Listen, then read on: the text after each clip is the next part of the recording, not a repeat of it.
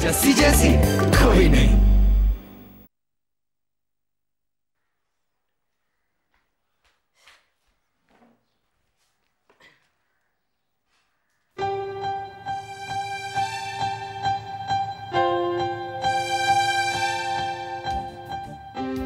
क्या हुआ? पापा जी चिल्ला नहीं रहे, मम्मा भागदौड़ नहीं कर रही हूँ, टेबल पे नाश्ता भी नहीं है। लड़ाई किसकी? किससे? दोनों की आपस में, डाइट के खाने के पीछे। जैसे डॉक्टर ने बोला था ना अंकल जी को पौष्टिक भोजन खाने के लिए, तो आंटी जी ने बनाया दलिया और अंकल जी को खाने आलू के पराठे। अरे तो मैं कौन सा जहर मांग रहा हूँ? हमारे घरों में भैंस भी नहीं खाती दलिया। अरे जानवरों से बदतर समझ रखा है क्या मेरे को? अरे लेकिन कौन सा आपको जिंदगी भर खाना है? कुछ ही दिनों की तो बात है, परहेज तो करना चाहिए ना आपको। गले से नीचे नहीं उतरेगा तो ठीक है, फिर आज से इस घर में खाना नहीं बनेगा। जिसको जो खाना है बाहर जाके खाए। मेरी तो भूख ही मर गई। मैं भी बिना खाए ऑफिस चली जाऊंगी। बैठो बैठो दोनों, बैठो बैठो। हाँ लो, अपनी बेटे सारे घर को भूखे थोड़ी मारूंगा मैं। आंटी जी मेरे को मक्खन, अचार और दही भी चाहिए। ये ले नंदू, ये पकड़ ले, ये ले जाए।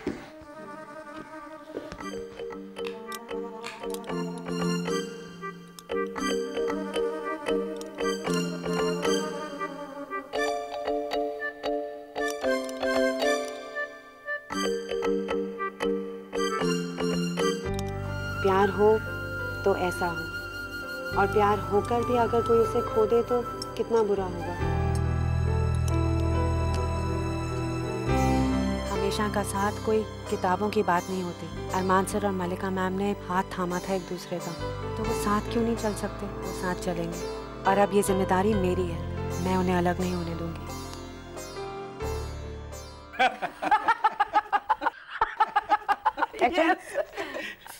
ओह अच्छा, मैं बाद में आती हूँ। अरे नहीं नहीं जस्सी, प्लीज बैठो ना। Mr and Mrs Mehta, you won't mind right? Oh no no no not at please all. बैठो। ये जस्सी है, मेरी बहुत बहुत बहुत प्यारी दोस्त। मैंने तो पूरी कोशिश की इसे चुराने की, लेकिन इसे शायद अपने बॉस से प्यार है, या फिर अपने जॉब से। एक्सक्यूज मी, इसकी हंसी भी देखो, अपनी पायल जी से है ना। आपकी पोती है, आपके जैसी हंसी होगी। बच्चों के सामने क्या कर रहे हो?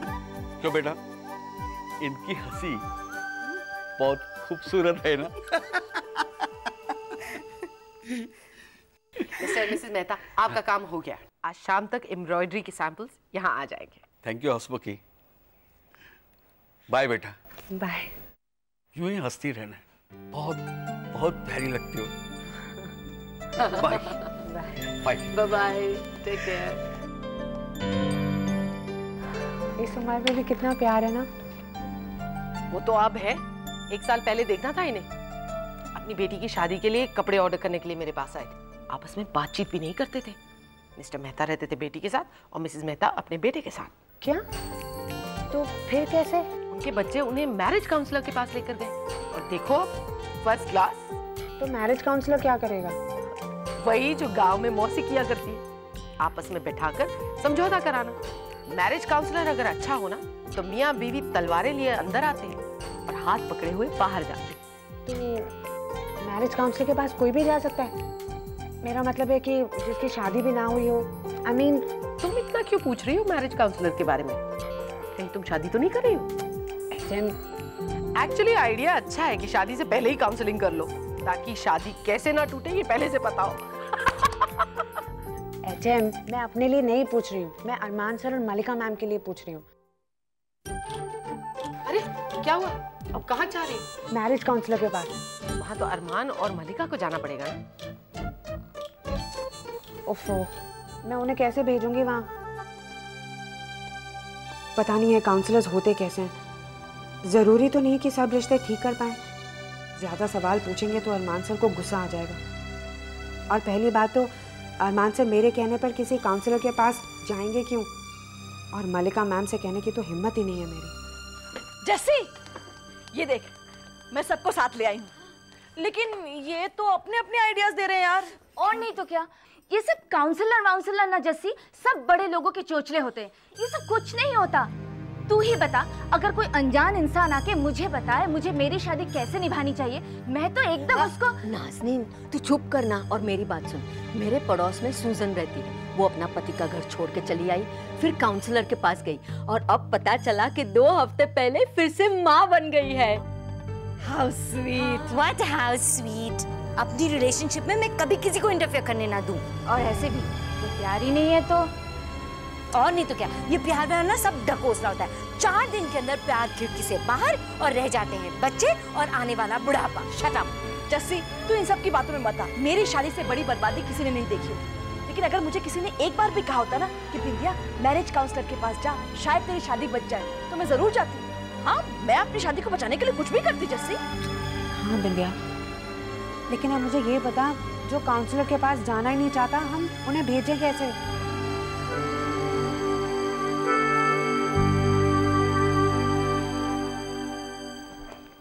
राज, हाय। तुम इतनी देर से क्यों आए? क्यों? मेरे आने से घड़ी मिला नहीं थी क्या? मैं तो सालों से देर से आता रहा हूँ। वो इसलिए क्योंकि आज तक तुम्हारा किसी ने इंतजार नहीं किया। इसलिए मैं टाइम बदल बदल के आता हूँ। ओह राज, मैं मजाक नहीं कर रही हूँ बेबी। यू नो, जब भी तुम मेरे सामने आते हो ना, तो मेरे ख्वाब रियलिटी में बदल जाते हैं। समथिंग लाइक हम, तुम, लंदन, पेरिस। परी, तुम घर जाओ और सो जाओ। क्या है कि दिन दिहाड़े खुली आंखों के साथ सपने देखना ये बीमारी की निशानी होती है। तुम्हें सपनेरिया हो गया है। तुम्हारा सेंस में बहुत क्यूट है बेबी। इस वक्त तो सिर्फ मेरा एक ही सेंस काम कर रहा है, sense of survival. Excuse me, मुझे एक फोन करना है। Excuse me. एक शाही सा हस्बैंड जो ग्रीन कार्ड होल्डर हो। और क्या चाहिए किसी लड़की को? Hello baby doll. Lover boy, how romantic. और तुम कितनी हसीन हो, और तुम्हारी हंसी कितनी अच्छी है। अच्छा, अगर ऐसा है तो मेरी तरफ मुड़ के देखो ना। मुझे तो बंद आंखों में भी तुम दिखती हो बेबी डॉल। इतनी दूरियां क्यों लवर बॉय? यू नो, मुझे दूरियां बिल्कुल नहीं अच्छी लगती। मेरे पास आओ ना।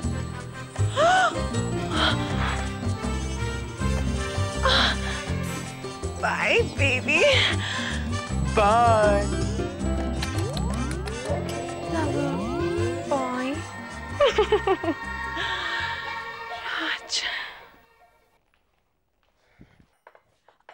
अरे मैं झूठ क्यों बोलूंगी? पुरुषोत्तम सर के डॉक्टर की नर्स ना मेरी पड़ोसन है। वही बता रही थी कि उनका ब्लड प्रेशर इतना बढ़ गया है कि दिन रात मॉनिटर करना पड़ता है। बच्चों की फिक्र होती होगी ना। मत समझो, अब तक हार्ट अटैक नहीं हुआ उन्हें। कोई समझाता क्यों नहीं मल्लिका मैम और अरमान सर को? अरे पर ऐसी बातें कोई समझाने से समझता थोड़ी है। ये नर्स कह रही थी कि पुरुषोत्तम सर चाहते हैं कि वो किसी मैरिज काउंसलर से मिले। मैरिज काउंसलर से कुछ भी नहीं होता, सब बकवास है। नहीं मारिया, मैरिज काउंसलर बकवास नहीं होते। अच्छे मैरिज काउंसलर तो डिवोर्स वाले केस में भी सब कुछ सुलझा देते हैं। और मैं ना एक अच्छा काउंसलर को जानती हूँ, डॉक्टर दीपक देसाई। डॉक्टर दीपक देसाई? हाँ, एक मिनट, लेकिन तुम लोग क्यों इतना फुदा करे हो? कौन सा अरमान सर और मल्लिका मैम चले गए हैं उनके पास? अरे कोई कहेगा तो जरूर चले जाएंगे ना। पुरुषोत्तम सर के लिए इतना नहीं कर सकते क्या? हाँ, लेकिन नंबर। अरे ले, नंबर का क्या है, वो तो किसी भी डायरेक्टरी में मिल जाएगा। है ना?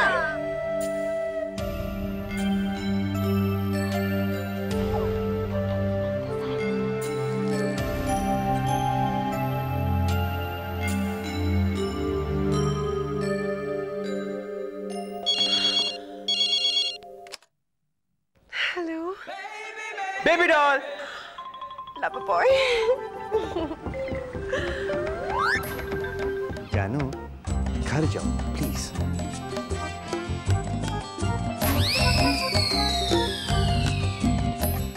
तुम्हें देखा तो ये जाना सनम, प्यार होता है दीवाना सनम। Check it out. खुश होगी लगता है।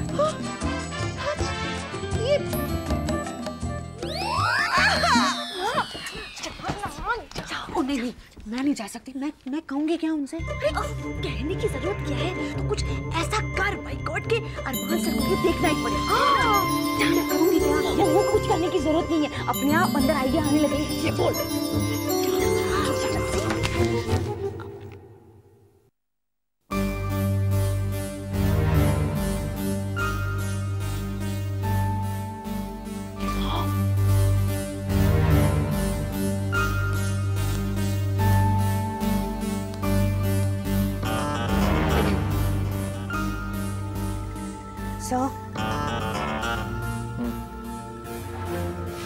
मैसेजेस हैं सर कुछ। तुम पढ़ लो जैसी। सर प्लीज ये मैसेजेस। जाओ यहाँ से जैसी, प्लीज।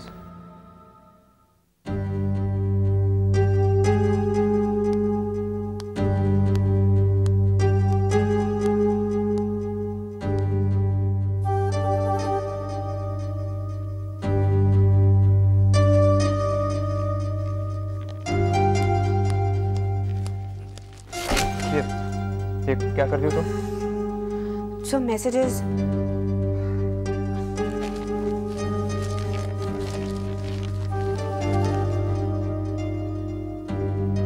अब क्या हुआ?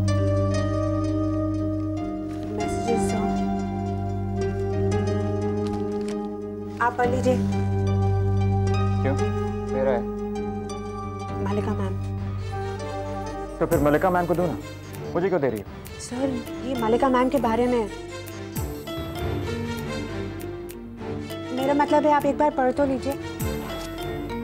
तो फिर जाकर उनके भाई को दे दो, और मुझे डिस्टर्ब करने की जरूरत नहीं, समझे तुम? डॉक्टर का ऐसा मलिका मैम बहुत। जैसे मैंने तुमसे कहा ना, मुझे डिस्टर्ब करने की जरूरत नहीं।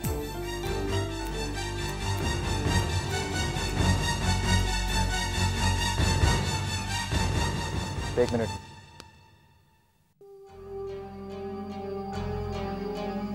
मैसेज में क्या लिखा है?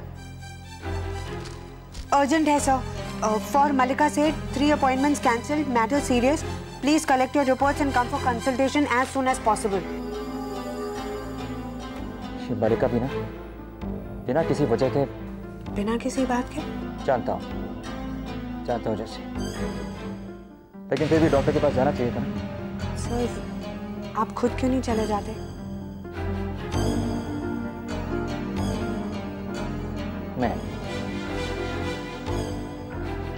मैं क्यों जाऊं? सर ये मैसेज पढ़ने के बाद तो आपको टेंशन तो हो ही होगी ना सर, तो इससे अच्छा आप डॉक्टर से खुद ही मिल लीजिए, आपकी भी तसल्ली पूरी हो जाएगी सर।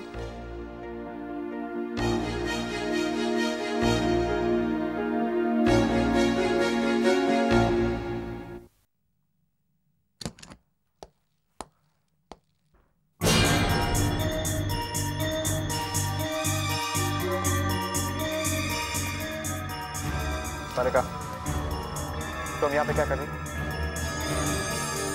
वही जो तुम कर रहे हो, मैरिज काउंसलर के पास।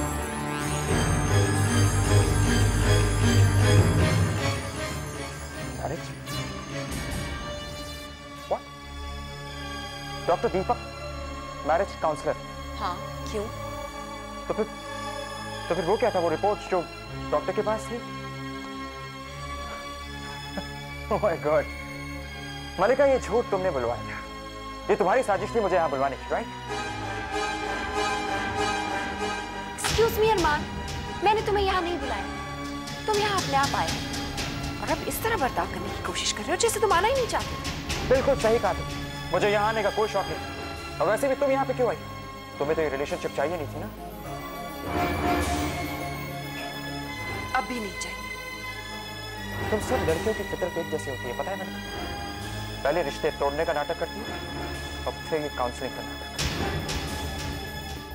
अच्छा, और जो तुम कर रहे थे वो क्या था? पहले प्यार, फिर सगाई। क्यों ना अरमान, तुम इतने खुदगर्ज हो कि तुम्हें तो अपने डैड की फीलिंग्स की भी कोई परवाह नहीं। मलिका, मेरे डैड को बीच में लाने की जरूरत नहीं, समझी तुम? क्यों ना लाऊं? आफ्टर ऑल उन्हीं की वजह से मैं यहाँ आई हूँ। डैड ने तुम्हें यहाँ पे भेजा? नहीं, भेजा तो नहीं है, लेकिन हमारे इस झगड़े को लेकर पुरु अंकल बहुत परेशान है और उनकी सेहत पे भी असर पड़ रहा है। एंड यू नो व्हाट अरमान, चाहे जो भी हो जाए, पुरु अंकल की तकलीफ की वजह मैं नहीं बनना चाहती।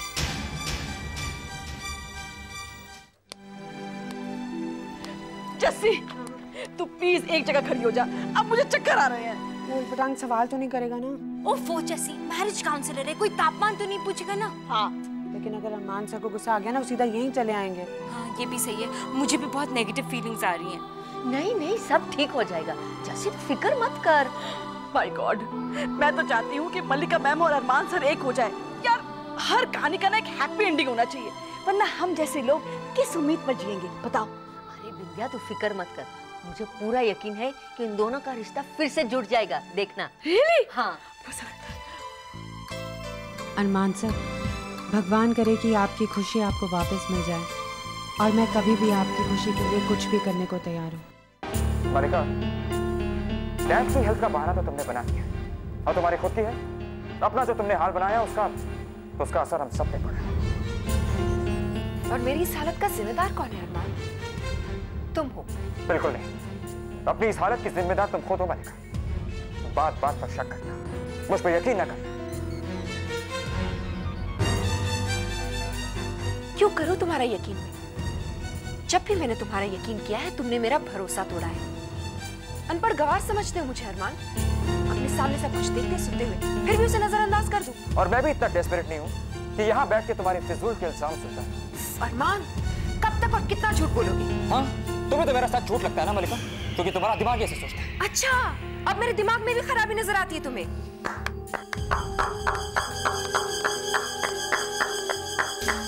मुबारक हो, मेरा ख्याल से मैच ड्रॉ रहा। आप लोग बिल्कुल सही जगह और मुझे यकीन है बिल्कुल सही वक्त पर यहाँ पहुंचे। मेरा नाम डॉक्टर दीपक है, मैं रिश्तों को जोड़ने के बिजनेस में, और आप लोग हैं अरमान एंड मल्लिका, राइट? अब आप लोग यहाँ तक तो पहुंच ही गए, आइए बैठिए।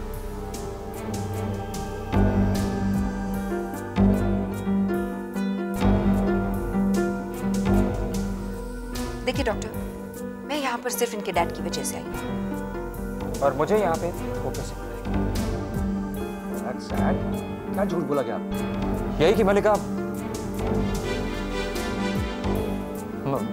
की तबीयत ठीक नहीं है। तो आप मल्लिका की वजह से यहाँ आए? बिल्कुल नहीं, बिल्कुल नहीं।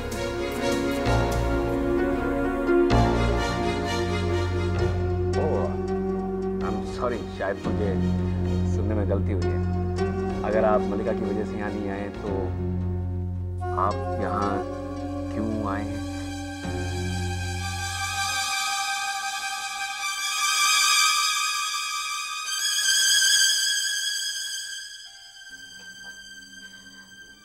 पता नहीं मैं यहाँ क्यों आई हूँ अरमान साहब। शायद इसलिए क्योंकि मैं आपके लिए बहुत खुश हूँ। सब कह रहे हैं कि आप और मल्लिका मैम फिर से एक हो जाएंगे। मैं भी यही चाहती हूँ। मैं वाकई बहुत खुश हूँ आपके लिए, लेकिन ये बहुत मुश्किल है अरमान साहब, क्योंकि इतनी तकलीफ तो पहले कभी हुई नहीं ना। लेकिन मैं ये दर्द सह लूंगी अरमान साहब, क्योंकि मेरा दर्द आपकी खुशी के आगे तो बहुत छोटा है ना। स्माइल जैसे ही आप भी तो यही कहेंगे ना।